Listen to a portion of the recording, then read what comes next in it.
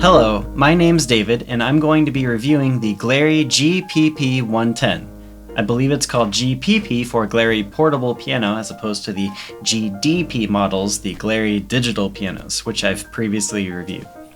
I'm going to be breaking this review down into 4 categories. 1, what's included. I'll talk about all the hardware included in the box once it arrives to your door. 2, the piano's features. Here I'll address the hardware this piano contains and the functions the piano is capable of supporting. 3 is the review. Here is where I'll talk about my experience with the piano over the last couple of weeks, how it feels to play, its strengths and weaknesses, and my overall thoughts of the machine with a pro-con breakdown. And then 4, finally, the bottom line. This is where I'll talk about who this piano may be best suited for, given its various benefits or limitations. What's included? As with all the Glarry products I've received, this piano package will include various accessories. A purple piano cover, a plastic sheet music clip, piano key stickers, a cleaning cloth, and headphones with a 3.5mm jack. Additionally, the package also contains the following extras: a dual Phillips flathead screwdriver, mine actually came with 2 because I'm extra cool, 4 plastic stabilizers for the legs, a universal headphone jack adapter, a MIDI to USB-A cable, a USB-C to USB-A adapter, and a USB-A to Bluetooth dongle. I think this package is standard for every piano that Glarry offers, even if some of the inclusions don't seem to be applicable to the specific model you may have ordered. In this case, the Bluetooth dongle seems to be completely incompatible with this particular device, but we love a free pack-in. Now, as for the piano itself, this device has essentially 3 parts that need to be assembled. The 2 legs are connected by 3 screws each to the main piano body. Once the legs are screwed on, you can just attach the sheet music stand with the included thumb screws. When this is done, you can just plug in the floating pedaling rig and the power cable, and then it's ready to play. The assembly page, as with all Glarry pianos I've reviewed, couldn't be simpler. It's 1 page. Piano features. Starting with the most basic information about the piano, this is a full 88 key model with dimensions of about 4 feet in length, about 1 foot in depth, and a bit under 3 feet in height with the sheet music stand attached. On the back, the piano has hardware to support the following: MIDI, a generic sustain pedal, the included pedaling rig, aux in and headphone aux out, a volume knob, the included USB-C power input, and the on-off button indicated by a light. This piano also has 2 onboard speakers to the right and left of the underside of the piano body. I hope I'm not giving misinformation, but I believe the speakers are both outputting the same mono signal. I don't think there is a true stereo separation, despite the words stereo dual speakers in the manual. Anyway, there are also 2 slots for headphones in case maybe you have another device you want to send signal to as well. I listened to the sound in the included headphones, and as you can see, the headphones do have a stereo separation. The 2 rings here separate the right and left ear, but I think the piano is simply putting the same signal to both sides of the headphone, as well as to both of the speakers. Functionally, this is also going to be a very short section. The piano doesn't seem to have any extra features like the ability to change the piano sound, or play rhythms, or a metronome, or anything like this. You just turn it on, and the general MIDI piano sound is what you have.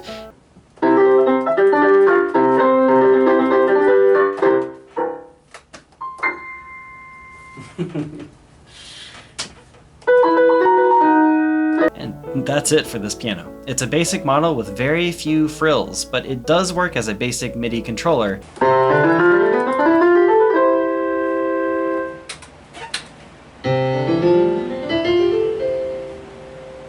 And for most people, when they buy a piano, they just want to have a piano they can practice on. And that's what you get with here. The review. Okay, here's where I'm actually going to start talking about how I feel about the piano. So I'm just going to go through like all the points I think are the most important for you to consider So let's get started with that. I actually like that the piano is so straightforward and easy to use. I don't have to wait or anything when I click it on, but it also doesn't have features I'd consider to be essential, like a metronome. It's also a little bit cumbersome that the button is not immediately clickable on the front panel of the machine, but for the sake of aesthetics, I guess this is an okay compromise. Now, the sound chip seems to support only 64-note polyphony, but functionally, it's more like half of that, since I believe each key takes up 2 of these sounding slots. This is to say that when you do a 4-octave glissando, or you use the pedal for lots of chord clusters, you may be able to hear the first notes falling away as your glissando or your sustain wash exceeds the maximum sounding slots that this sound chip can support. Here's a demonstration of the effect. So I'm going to hold down the pedal and do a glissando, and you're going to start to hear after about 3 or 4 octaves that the bottommost notes start fading away because the sound chip can only support 32 sounding slots. So take a listen to this note and pay attention to that note and realize when it goes away. You hear like right around here the lower notes start going away.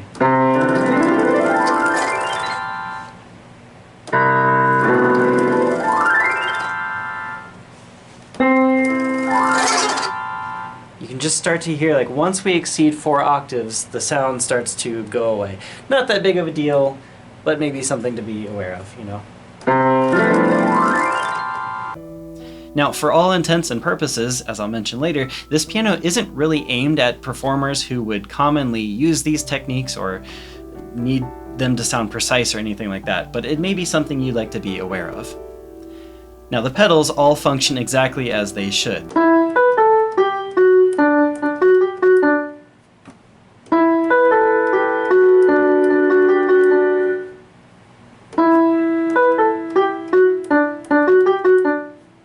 That said, the soft pedal sounds like a weird on-off controller that instantly muffles the sound and then bizarrely restores it if lifted.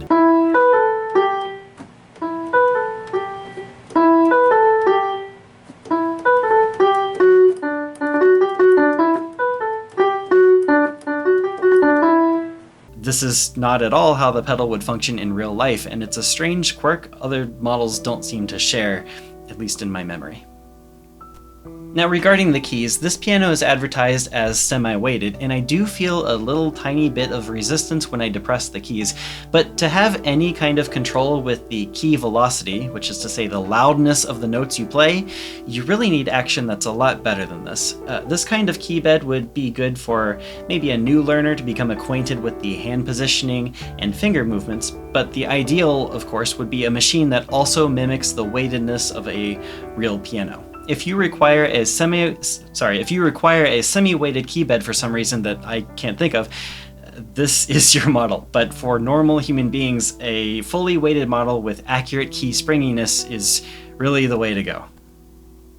Additionally, the keys are a little bit thinner than a typical key bed. This piano is definitely beneficial to those with small hands. I actually got out my ruler when I noticed the difference as I was playing octaves, and I think this Glarry model has keys that are 2 or 3/100ths of an inch shorter than the ones I play daily.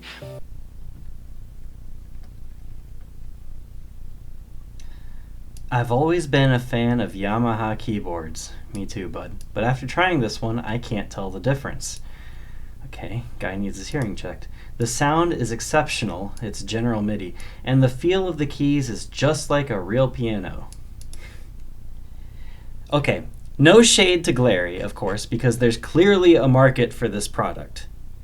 But this is a beginner model for beginners. The sound is general MIDI, and the feel of the keys is plastic. Like, it's plastic. It's semi-weighted, and it's good, but it's not just like a real piano. This is a fake comment. This is not... What are we doing here? Get your hearing checked. I have no idea what this reviewer is talking about, but it's certainly not this machine. I don't know what this is. So while that was a bit negative, I do like that this piano lives up to its intention of being a portable machine in weight. It weighs about as much as one of my sound monitors here, or my kitchen trash can. It's really not heavy whatsoever, and I have to assume the tiny amount of weight that it does have mostly comes from the metal legs and the onboard speakers. The good thing about this is that it's effortless to move around and set up, but a possible downside is that it's relatively more unstable than previous models I've reviewed, even with the included 4 stabilization pieces. My cat doesn't like to jump on it because it wiggles around, probably not helped also by the fact that I've got carpet in this office and it's in the middle of the room. If I bump into this accidentally, I wouldn't trust it to stay upright. So if you're thinking about getting this model, I'd especially encourage you to place it front-facing a wall if possible.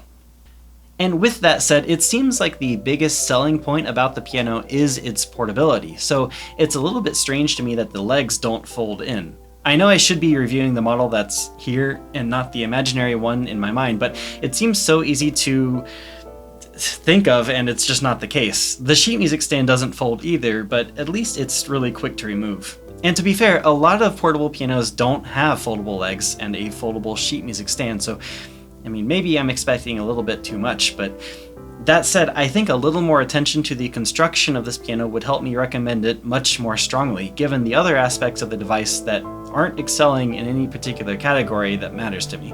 You gave me an extra Bluetooth cable and an extra screwdriver, but I'd trade these in an instant for like a carrying case or the ability to store the floating pedals under the body or, anything like this. Anyway, here are the pros about the piano. It's extremely easy to set up. You can just plug and play. There's no frills and no distractions at all with this thing. Next, it's inexpensive and it's full size. For a model of this cheap price of $160 USD, it's full size at 88 keys with onboard speakers, and I think it's very pretty. It's very pretty. The third pro is that it's lightweight, and what I mean by this is that it's very portable. It's got an extremely compact design that just works.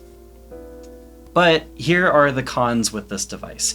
It is relatively featureless. It's got like a volume knob and an on-off switch and outputs for MIDI, headphones, and the pedaling rig, but it doesn't have a metronome, there's no sound switching, no transposition feature, no onboard recording ability, and the GM stock piano sound is nothing remarkable. This is it. It's what you see is what you get. There's no extra features. Next, there's semi-weighted action and the thinner keys, and because of these two things, they make controlling your music a little bit difficult. And then finally, it is lightweight, but that also makes it somewhat unstable. I would have expected more accommodations with the construction, like a carrying bag or foldable legs, but no, this is what you get. The bottom line. While I think this product definitely has an audience, the audience is probably going to be mostly beginners. I don't think this piano excels at any particular aspect except for its price. This is literally the cheapest 88-key model I'm able to find with a quick search on Google and Amazon. And I do recommend the budding pianist's first time be with a full-size piano with onboard speakers. I will say that if you're able to spring even $100 more, you could have a piano that's more fully featured in just about every way. That said, while this piano isn't going to win any awards for its realistic action or sound quality, it is a device that makes playing fun, anywhere as a portable model. It's able to be used as a MIDI controller for recordings, and it will be great for practicing any piano music there is with its complete keybed. It doesn't have any distractions between you and your music, and it seems reliable. And in the end, that's probably the most important point. Inexpensive, reliable, and looks good. And that's it. This has been my review of the Glarry GPP-110. I've reviewed a couple other pianos, so if you're shopping around, you may want to give these a watch. Thanks to Glarry for sending me this review model, and if you'd like me to review your musical products, or if you have any questions about this product, please just send me a message. Thanks so much for watching. I'll be posting more music soon. Bye.